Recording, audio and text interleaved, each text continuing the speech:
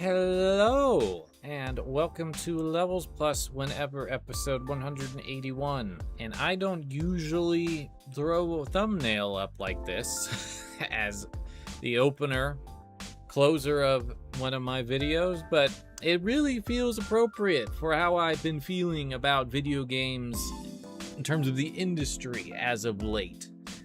And I just need to rant for a while.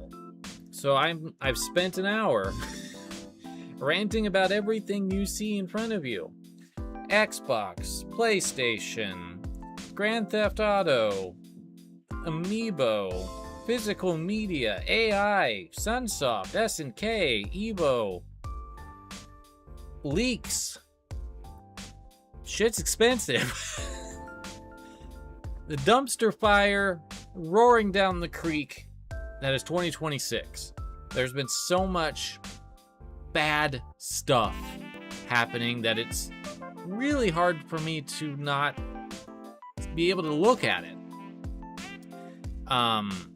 Or at least be blasted by it on a daily basis. Something bad's going on in the industry. Something monumentally rotten is going on in the video game industry. So we're going to talk about a lot of these things today. And honestly, leaks is the least critical of this discussion. But we're going to start there, and then it all kind of transitions itself into the rest of what I want to talk about. Let's just get started, shall we? Let's not waste any more time. All right.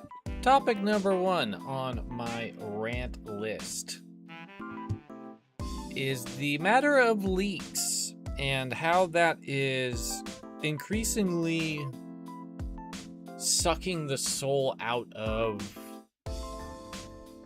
reveals. I have Ocarina of Time up because it's the biggest example I can immediately think of. But there's a couple more that we'll be talking about. And I think the bigger issue is not so much rating leaks, because that, while a little bit annoying, is just par and course for video game publishers to have to submit games for ratings across multiple countries, and naturally some of those countries are going to get done with it faster than others, and therefore will put that information out there well ahead of when it should be done. The more annoying thing to me about leaks is people getting information ahead of time from some sort of source inside these companies and then just splurting it out there. And eventually being right. And it's impossible to avoid it now. That is the thing I think that annoys me more than anything else, is that somebody could say something and they have had something go right for them in the past. So then all the news sites decide, oh, we're going to report on that because this person has a little bit of credibility. Case in point, we had Ocarina of Time remake spoiled because a fairly prominent leaker has a podcast and said, oh, I know what's happening at the next direct, ... Zelda. And they were ultimately correct with a lot of the things that they said. So when this 10-15 second shot of Link sleeping might have actually gotten me excited, I couldn't really generate a whole lot of hype. And I think that the general critique of the remake probably stems from the fact that we knew what it was when we got to this direct, and everyone expected more than the little bit of a tease we got, because Nintendo operates in its own universe of rules and didn't probably want to change the course of their path because somebody said what they were doing. This ultimately just sucks. I could think of moments where we didn't know something was happening, and I got super hyped and excited. Muramasa coming back, for example, in the same direct. That wasn't leaked. And when that showed up, I was like, holy crap, man. That's something I wanted to have Vanillaware come back to for eons now. And I thought that due to weird licensing, because Muramasa was one of the few games they didn't do with Atlas, it would never come back. And lo and behold, there it was, and it was the hypest thing of the direct for me. Even more than seeing more about Fire Emblem, because I know about Fire Emblem. I already wanted to get it. Knowing that Muramasa is coming back, my second favorite Vanillaware game, with all the Vita content and basically the HD version of the graphics and everything, it's going to be a phenomenal experience. I can't wait. Another example of really exciting hype is when Capcom announced their fighting collections, and nobody expected Marvel vs. Capcom or Capcom vs. SNK or Project Justice or Power Stone, any of those games to be resurrected, even with a precedent of Capcom Fighting Collection 1, because they've not done much with Marvel in like many years. And they've not touched their 3D stuff a whole lot in terms of like the Dreamcast era. So those were all really hype, and we didn't know they were coming. And people freaked out, and it was awesome. When we have these types of moments happen, where a leaker with some notoriety and credence says, oh, this is going to happen at the next direct, it really just is not a great way to experience these things. And I would basically have to say, well, I'm not going to any news site ever, because everyone's going to report on it. Wario64 is going to report on it.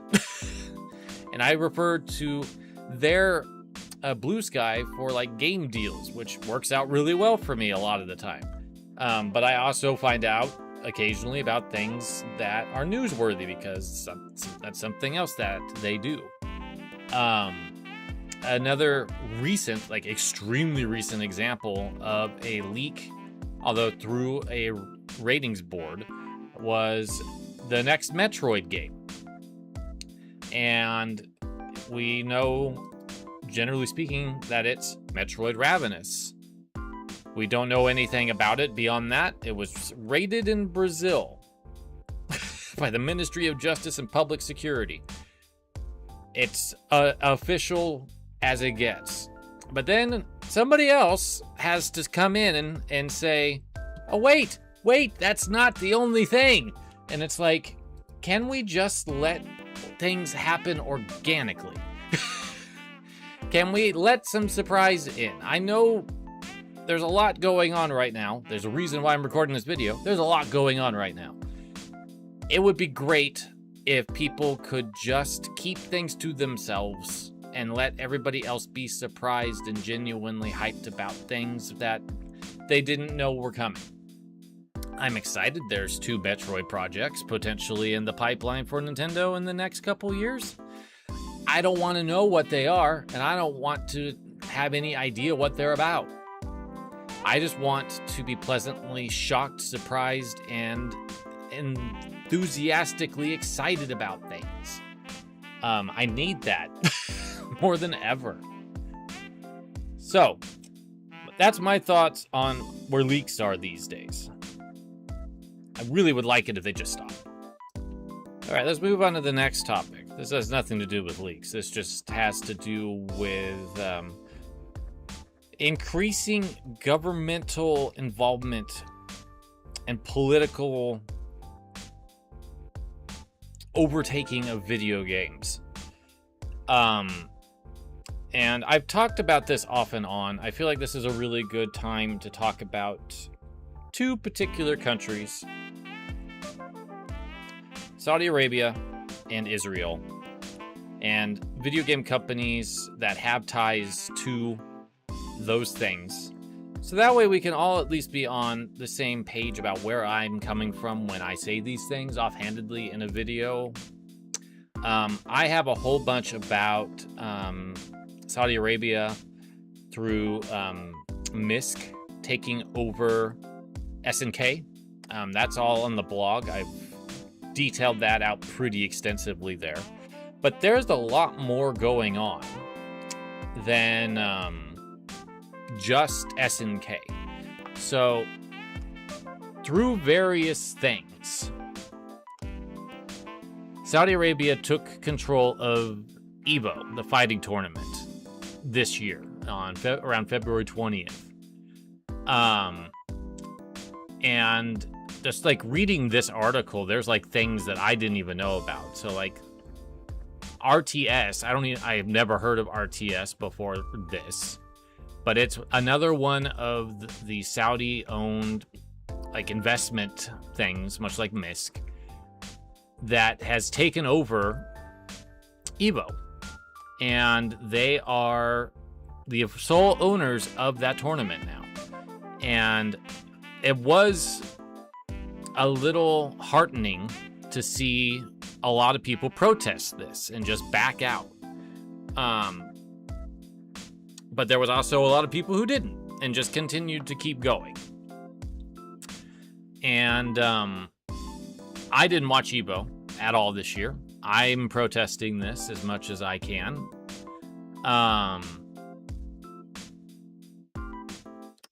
And as you can kind of read down here, there's a reason why I got some issues with having so much Saudi involvement with SNK and with EVO and also with Electronic Arts. The Public Investment Fund, PIF, is basically in the works of acquiring Electronic Arts right now. And odds are looking pretty good that they're going to take it. This is very problematic. This is basically, they call it sports washing.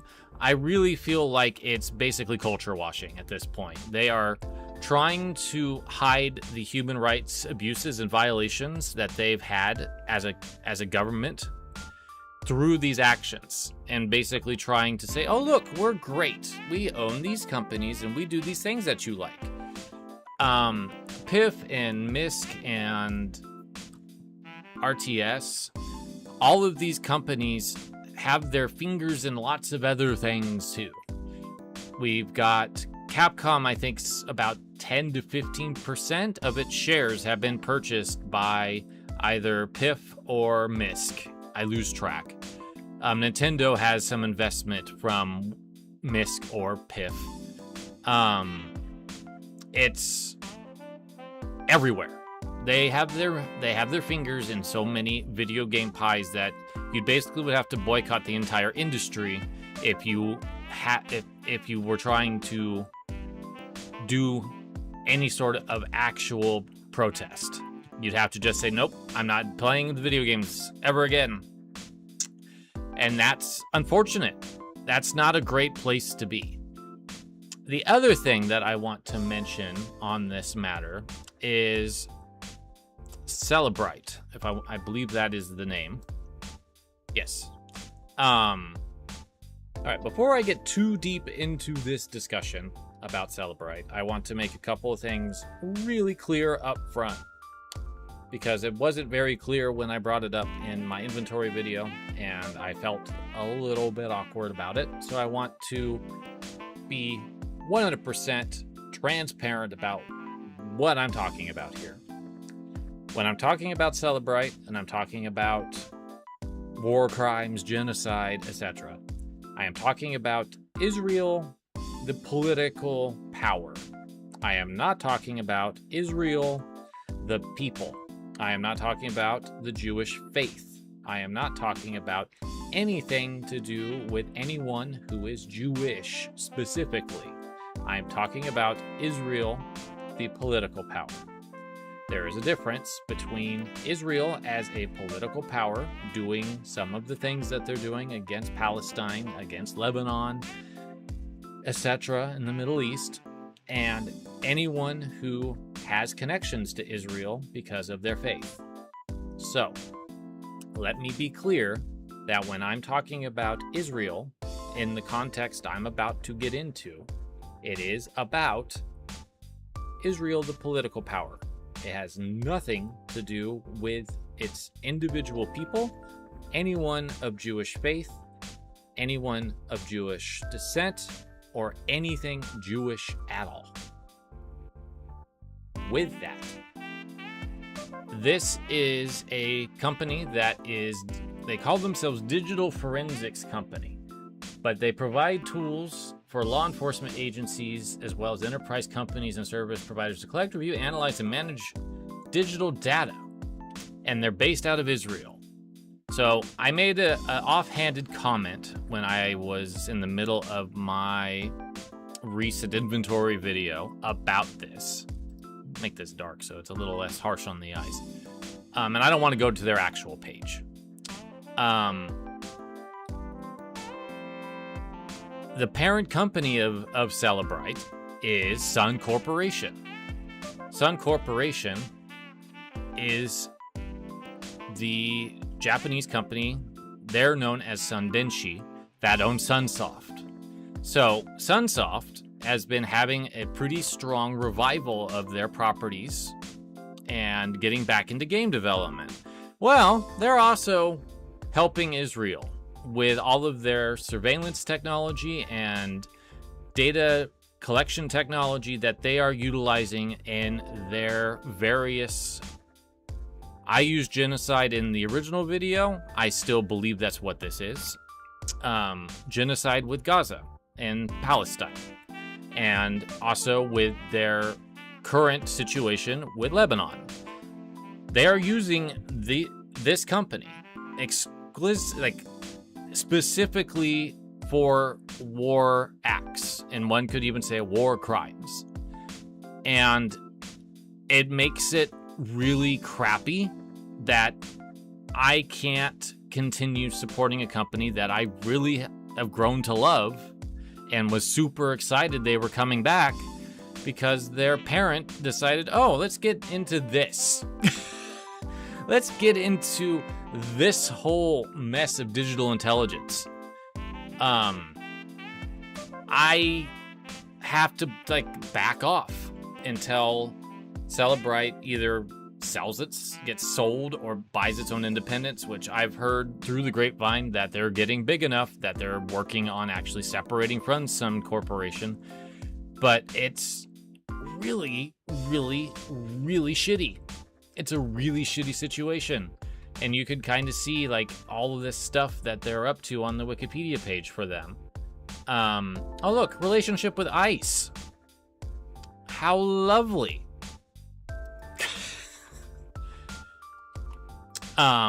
This is not a good company. This is a terrible company that is actively assisting in the murder of people, the forced kidnapping, torturing, and deportation of people.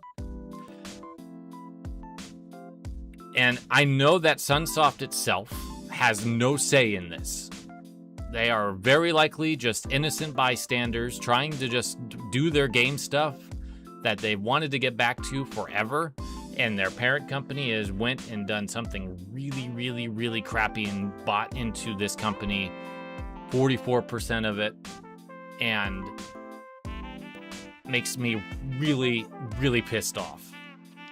Same thing with SNK. I don't think SNK themselves love the fact that they're owned by the Saudi prince.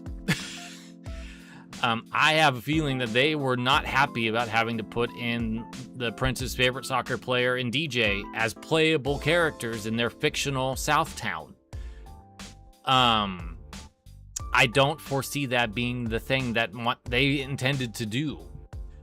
And yet, they're doing it, because what else are they going to do? They're owned by a person that has killed people because he doesn't like them, or they're saying too much bad press about them. So, what are they going to do? Right?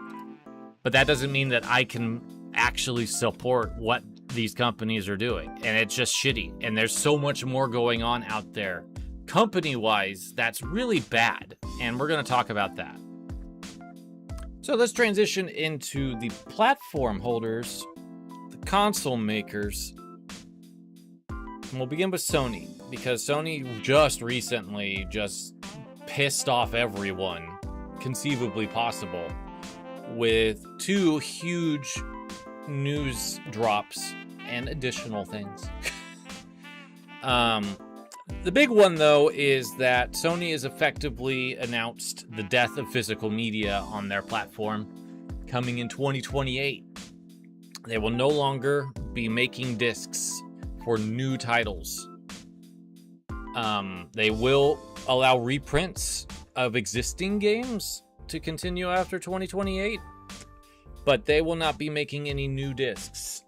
They are retraining the current plant that they use for this purpose, retraining all of their staff into other means of manufacturing. So, this seems incredibly narrow-sighted. There is so much here that really makes me upset. Like, I was irate on the 1st. I almost recorded this earlier than that. I'm recording this on the 4th.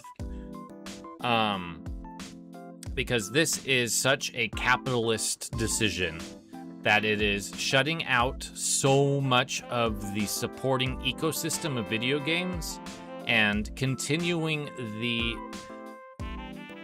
looming dominion of video games as more than a hobby, more than something everyone will have access to. It's becoming more exclusive. It's becoming more for middle-class rich people to participate in. And I hate that. So, let's briefly touch on some of the ramifications. I've hit a little bit of them already. 1, if we eliminate physical discs entirely out of PlayStation, odds are good that Xbox is also considering the same thing, because they are undergoing some very significant shifts in how they're operating, which we will get to momentarily.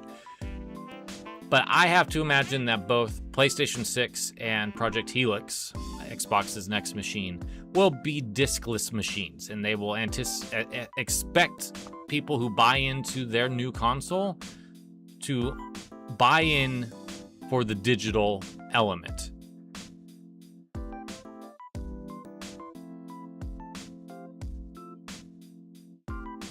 It sounds to me that Sony's planning to release the PlayStation 6 around 2028. Given the date of we're not making any more discs, January 2028. I doubt that's when the PlayStation 6 will hit, but it sounds like it's going to be close to that. So, this affects everyone. This is not just Sony. This is all companies will no longer be able to get discs produced by PlayStation. And everyone goes through Sony for this because they're Blu-rays. And guess who owns Blu-rays? Sony does. So that means that boutique publishers that are doing limited edition games, super rare, for example, all of these companies release PlayStation 5 games. And they will not be able to do that in January 2028. So basically, they will have lost half of their market because they can only release Switch stuff or Switch 2 things. And that's going to depend entirely on Nintendo continuing to support physical media, which I suspect they will hold out longer than most. But they've already made their own adjustments with game key cards. That is its own problem. And I do not like the fact that some people are like, well, they don't look so bad now, do they? Yes, they still do, because it's still a glorified code in a box that does have some resale value, but I guarantee you that that code in a box that's in a card will likely not have the same market value as something that's actually entirely on the cartridge itself. And you are basically killing the secondhand market, because if there are no new games that you can get at a secondhand store, they're going to have to pivot to entirely retro. And entirely retro is extremely expensive.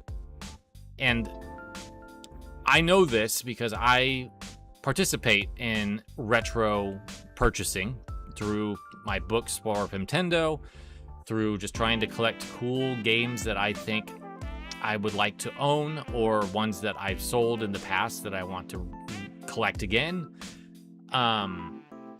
It's an expensive hobby already. But if there is no new content coming into it, there will be no way to physically own, let's say, Suikoden 1 and 2 without making new PS5 discs. So that's going to cut that particular re-release off.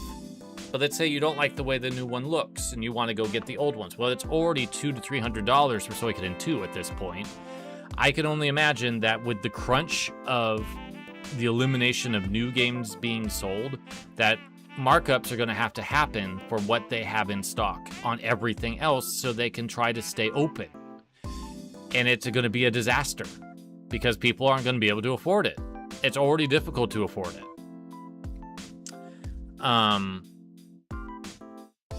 GameStop is likely dead. Like, it's already been a bit of a zombified corpse for a while. And it's really only stayed alive because of meme stock. And Funkos, I guess. It's going to die. We're going to lose that one primary game retailer because of this. It's not going to be able to function. If there is no way to get new PlayStation and potentially Xbox games in 2028, there's going to be no reason for it to exist as a storefront. Because I don't, as well as the Switch 2 is doing, generally speaking, it's not going to be enough to sustain a massive nationwide, like even global company like that. Continuing on, you will not be able to trade games. You will not be able to share a game with a friend. You will not be able to go to a library and rent a game. All of that will go away. The ability to just say, hey, this game's cool, you should try it out. And lend it to somebody, and then they try it out and they like it, and then they give it back to you, and bam, you made somebody else a fan of a game that they might go buy it themselves. That's going away. You won't be able to share games like that anymore. You'll have to basically say, hey, you should check out YouTube, or you should play this game at my house. And that just doesn't make sense to me.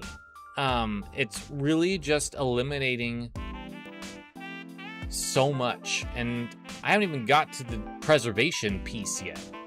Preservation is going to also be a major player in this decision. And there's another decision that Sony had that impacts that. So let's just transition into the other thing Sony announced on the same day, that they're eliminating the PlayStation 3 and Vita stores. They threatened this before. It didn't happen because people pushed back real hard on it. But they are pretty damn serious about it this time.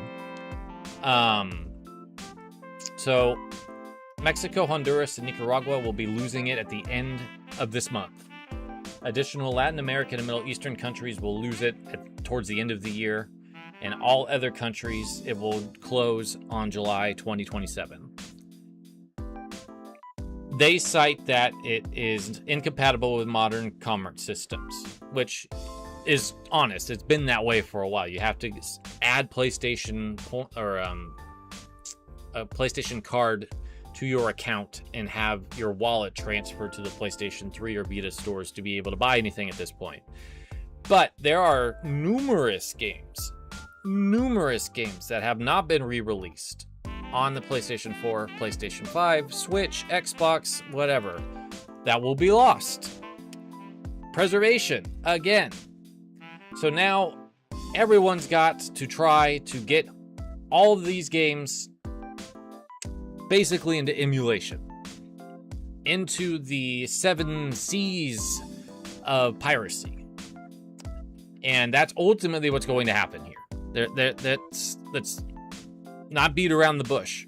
This is a open invitation for piracy from Sony, because they are basically saying it's time to put this to an end. If you want to play these games, you need to buy them now or find them somewhere. And I guarantee you most people aren't going to go find them in a used game store, because some of them you can't. Some of them are digital only.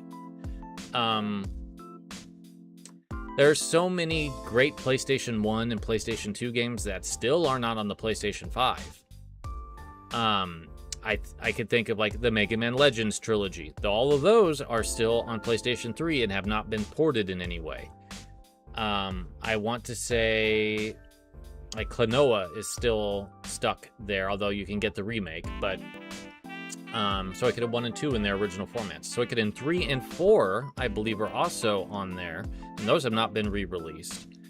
There's a whole bunch of Square Enix stuff, like Vagrant Story, Parasite Eve, Threads of Fate.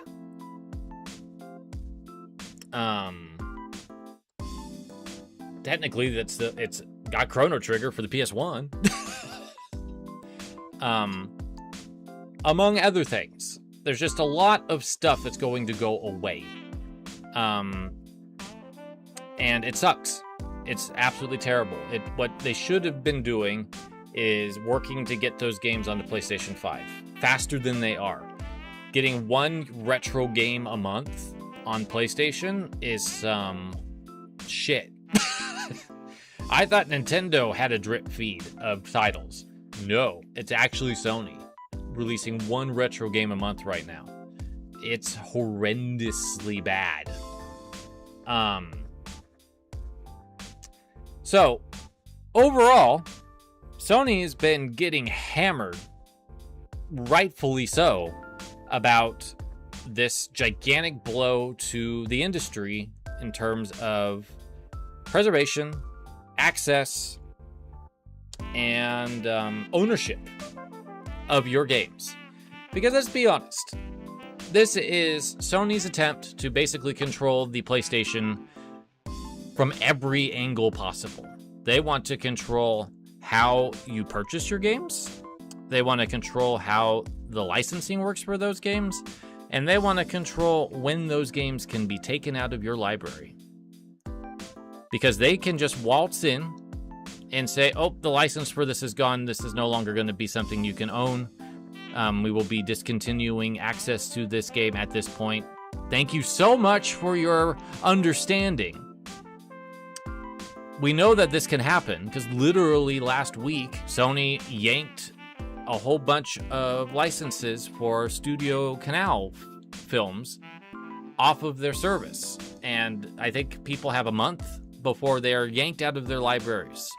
So that is 500 and so movies that people bought that are on people's hard drives that shouldn't be suddenly stripped away from them because they purchased them, that are just leaving. They're vacating those accounts. Every single one of those movies will no longer be watchable on a PlayStation through that means.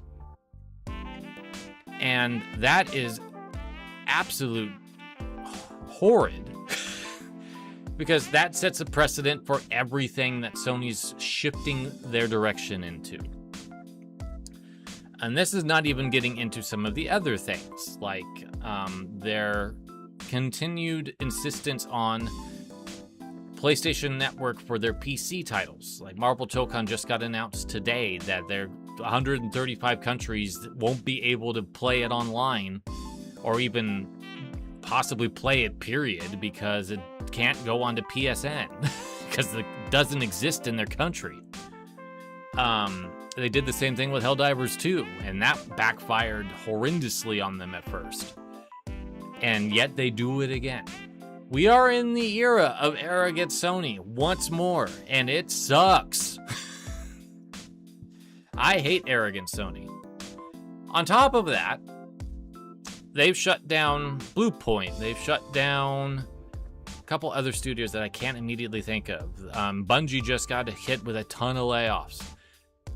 Sony is not doing well on a public-facing front right now, but, you know, they are doing slightly better. Slightly better than Xbox. Xbox is so much worse than Sony, and considering how much I just told you about Sony, that's really saying something when I go, Xbox is fucked. So, new president came in after Phil Spencer decided to retire. And she's been basically trying to pivot the brand and listening to the fans and making Xbox all capitals and all this stuff. They went into Summer Festival gaming party with a lot of money and just spent a lot of money excessively on their booth and had an adequate conference. Showed off quite a few games, and it kind of felt like, hey, maybe Xbox is on the upswing. Well, no, actually they're not.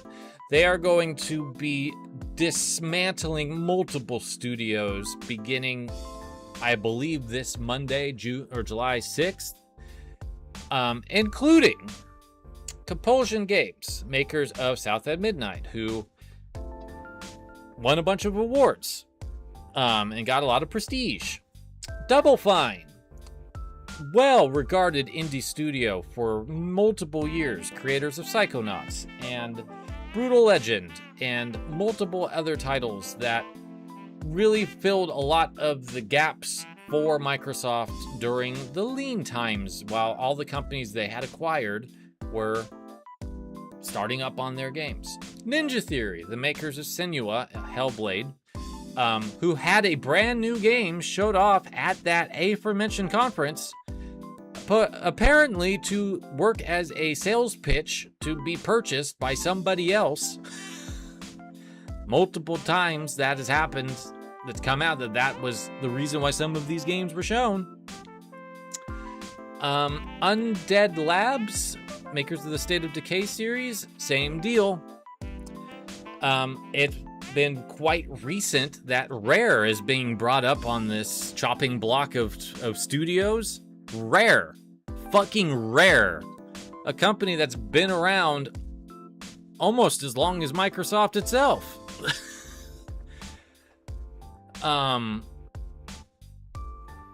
And there was a rumor about Obsidian, but apparently Obsidian's fine. Hideo Kojima's fine. They're not canceling his game. It is a bloodbath of epic proportions this industry has not seen. And we have already seen so many layoffs across the industry, including Microsoft, that it is monumentally disturbing how this is shaking out for Xbox. How it's almost like Embracer all over again, where Xbox owned by Microsoft. Let's just really make that clear. Microsoft, one of the biggest fucking companies in the world in tech, right? They bought Bethesda and all of their studios. And Arcane, while on the subject of studios that I'm hearing are on the chopping block, Arcane's also on that. Makers of Dishonored and Prey. They're also on the chopping block. They bought Activision Blizzard King and acquired all of that. And then they bought Double Fine and Ninja Theory and Compulsion Games. I've lost track of everything that they own. Undead Labs is one that they bought. It is mind-boggling how much Microsoft has purchased and did nothing with, and is now eliminating entirely, keeping the IP more than likely, outside of the ones that they managed to sell to somebody else. But it is disgusting what is going on at Xbox right now.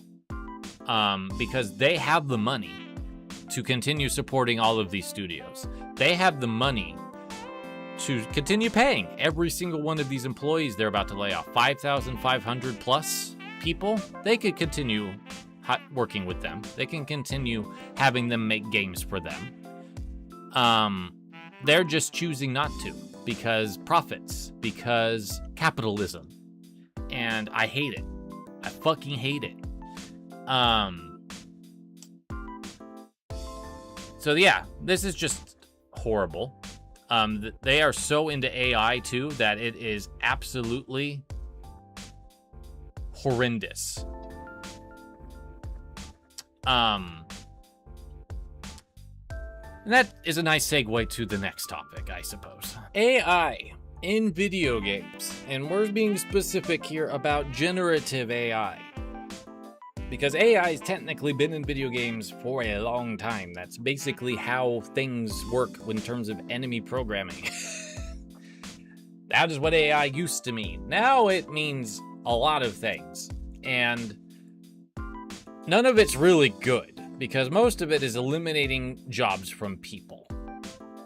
I don't know how deep this article is actually going to let me go. It's letting me go enough. That basically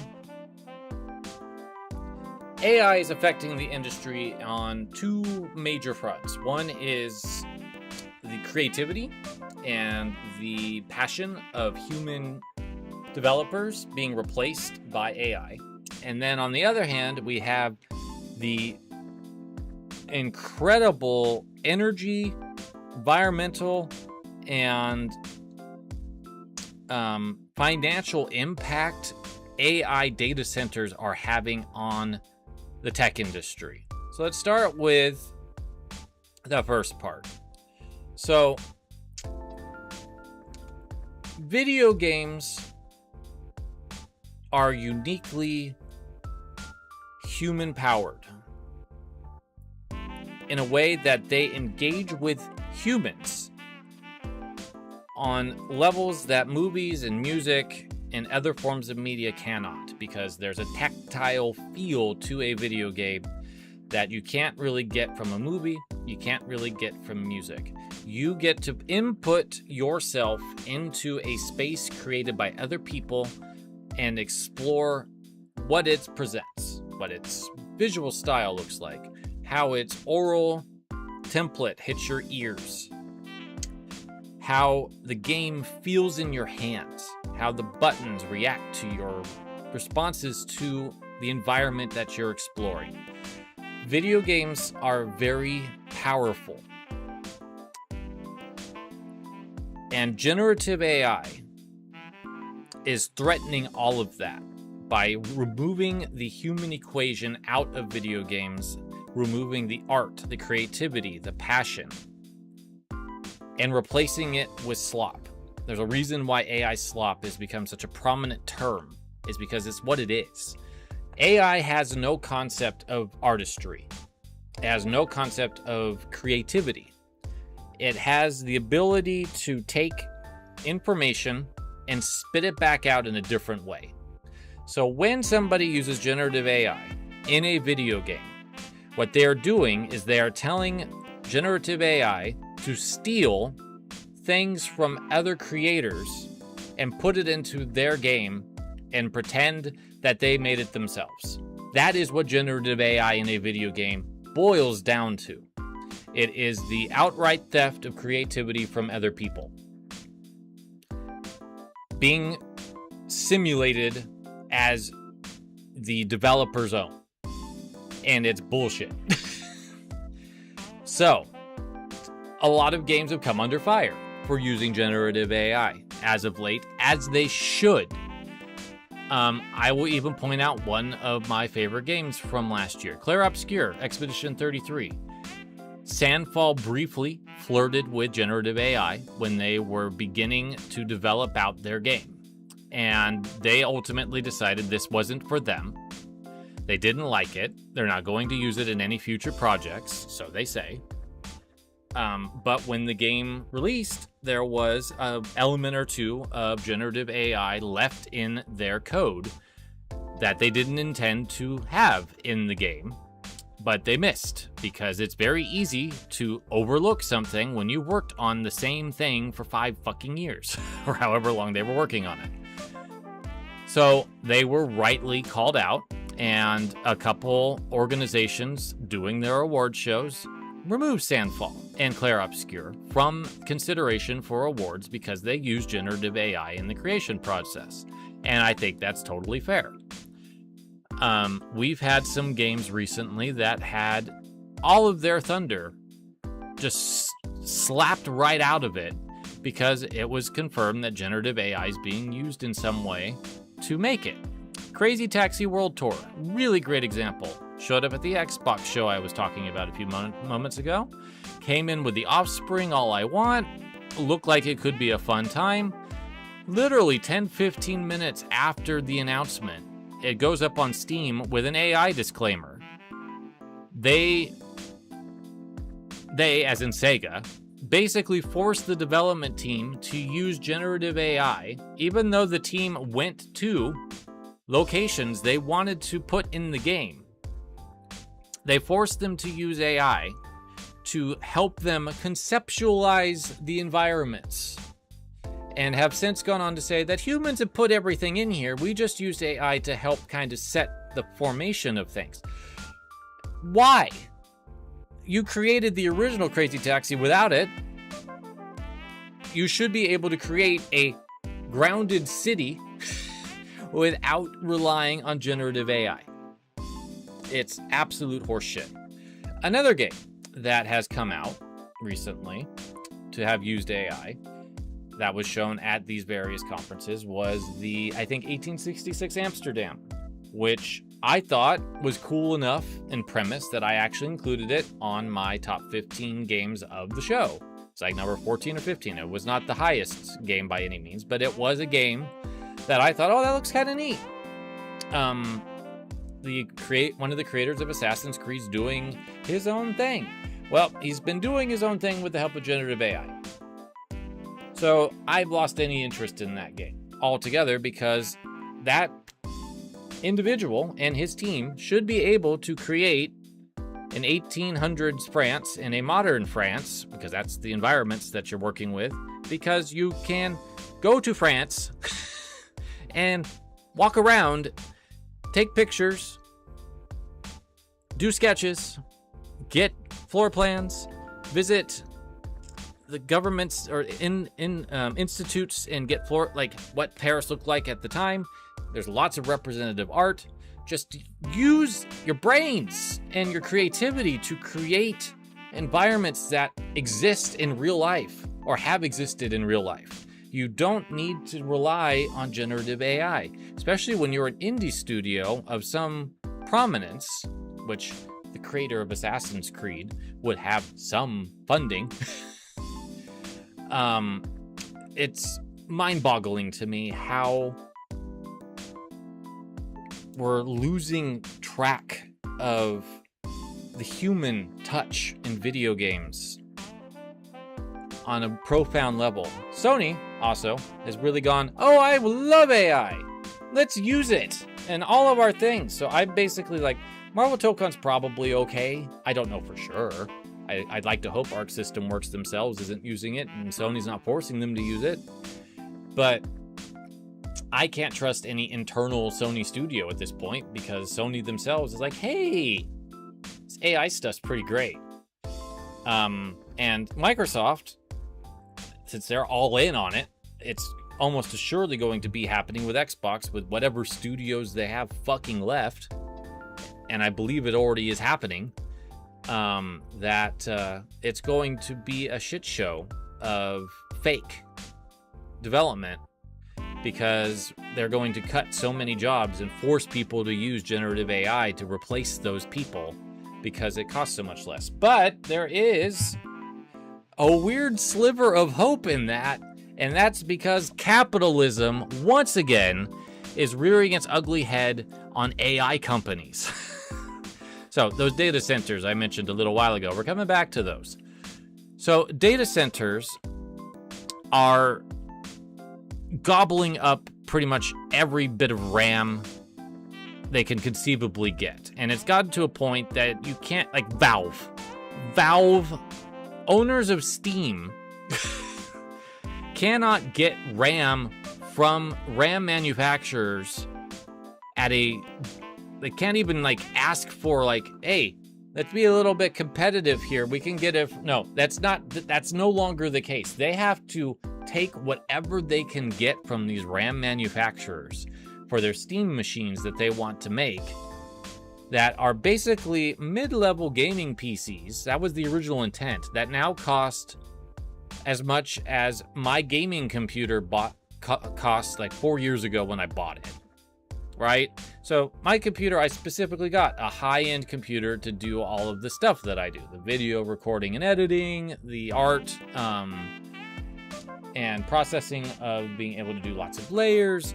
I bought it specifically so it would be able to handle that type of stuff. So I bought this computer. It was probably around $1,600-1,700, and it was worth it because I'm still using it. It's holding out really well. But to build a computer now is horrendously expensive to have it be anywhere approaching high-end. And RAM is basically not available like it used to be. It's just all been swallowed into the abyss of data centers for AI. And it's destroying the planet. It is absolutely decimating real estate. It is absorbing so much electricity that we are in the midst of like a global catastrophe in its very beginnings because of AI data centers. It's absolutely heinous that it's gotten this bad, this fast. And it's affecting everything. PlayStation 5, I bought it not at launch, but a year or two after launch when they were pretty regularly available. And I think I paid like $500-600 for my basic level PS5. And now that thing is like $800, almost $900, and a Pro is over $1,000. Xbox, they just announced price increases for all of their models. So like a Series X is pretty close to $1,000. The Switch 2, I bought it at launch. I'm glad I did because it's had a price increase go into effect already. It's going to hit in September, and it's going to be above $500 to buy a Switch 2 without a game, might I add. And that's affected everything. Amiibo's gone up in price, which is why the Amiibo was in the thumbnail, because Amiibo used to cost $12. And then it went up to $16. And now we have Amiibo averaging $25 to $30. And we have some that are $50 to $60. What the fuck is going on? These are toys. We can't have toys costing $50-60 when they're just a little figure in plastic that it works with a controller to unlock a cosmetic. That doesn't make any sense. What are we doing? Games are going up in price too because of all this, because tech has just cost more. And I'm sure that's one of the things Sony's going to say if people really continue pushing back on them, which they are, is that discs are increasingly expensive to manufacture. Well, no shit. You're helping in that with all of the stuff you're doing with AI. So, there's absolutely heinous stuff going on so many levels in this industry right now that this has just become an expensive ass hobby. Not helped by tariffs, not helped by President Trump doing everything that he conceivably can to wreck the economy in these 4 years that he's back in office. It has been an absolute shit show watching him roll in, establish tariffs on everything, raise prices on any imports, and then completely decimate trading across the board with every international country in the world. It has been disgusting, disturbing, disheartening. I can't believe that this has happened. And all of this is just being facilitated under his current presidency, because he's got a whole bunch of people in place that are supporting everything I've talked about, making it worse. Absolutely terrible. And, you know, the layoffs are beyond Sony and Microsoft. Nintendo seems to be the only one that's not really throwing layoffs. Capcom's not throwing a lot of layoffs. But about everybody else is going through it pretty roughly right now. IO Interactive released a very successful James Bond game earlier this year, but because Microsoft pulled out of a project that they were co-developing together, now they had to lay off some of their staff immediately after a huge success. And I haven't even touched on the wormhole as Grand Theft Auto. Grand Theft Auto 6 is coming out later this year and is basically created a month for itself. November is practically empty for new game releases, except Grand Theft Auto and more than likely the Zelda Ocarina of Time remake, because Nintendo doesn't give a fuck. And I hate the Grand Theft Auto news cycle because it just becomes the only thing people want to talk about. I'm not even going to show you an image. I'm going to leave this AI thing up because genuinely speaking, I can't do that to you because I can't do it to myself. I despise how much the industry has wrapped itself around Rockstar's finger, that they can get away with all of the shit that they got going on behind the scenes with the UK labor union, with gender gap disparities, among many other things going on. I'm sure there's horrendous crunch. I'm sure that there's horrendous employee treatment. I can only imagine all the things going on with Rockstar. But no one cares because people just want the new game. And they will pay $80 for a stripped down, code in a box, not even a physical fucking disc. Or $100 to get all of the stores so you can actually have the full range of customization, among other things. Rockstar themselves is facilitating the death of physical media before even Sony can. Because Grand Theft Auto 6 is going to sell probably a good 6 to 8 million in the month it has in 2026. Let's just be honest. People are going to buy the hell out of that game, regardless of anything I just said. And they are going to watch the money roll in and not release a physical version at all because they don't want to. They feel that they don't need to. And it's going to be a huge impact on any major retailer because some people will buy the code in the box. Let's be honest. But I imagine a lot of those people will not realize that they're getting a code in the box. I imagine a lot of those people think they're getting a disc. And then they're going to get home and realize they've been given a piece of paper with a code on it. And that's all that was in that piece of plastic that they bought. I just really despise how much this industry bends itself to Rockstar's will when it comes to Grand Theft Auto. It's truly disappointing to me. And I think I've touched on every single thing that's pissing me off in the industry right now.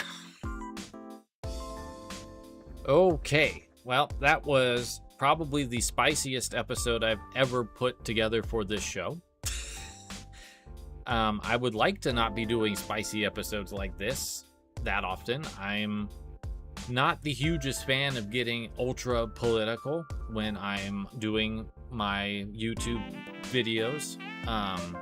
But there's times that it has to happen. And I feel over the last year, 2 years, it's been increasingly difficult to not be political because everything is, honestly. So I wanted to get a lot of this stuff out of my head and into a space where I could at least just vent. I don't blame you if you didn't get through this video.